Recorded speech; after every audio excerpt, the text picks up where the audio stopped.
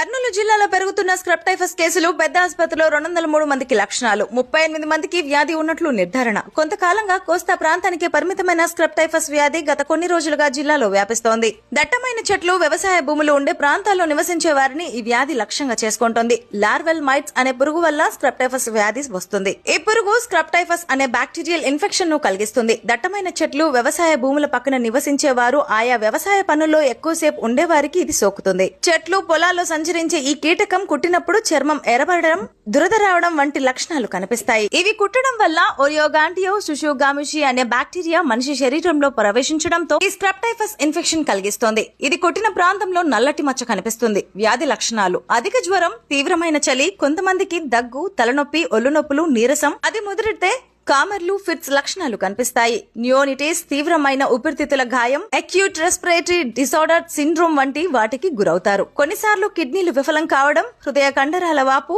Septic shock, అంతర్గత రక్తస్రావం, తెల్ల రక్త కణాలు తగ్గడం వంటి అనారోగ్య సమస్యలు వస్తాయి. కొంతమందిలో కాలేయం, మూత్రపిండాల పనితీరు అసాధారణ స్థితికి చేరుకోవచ్చు.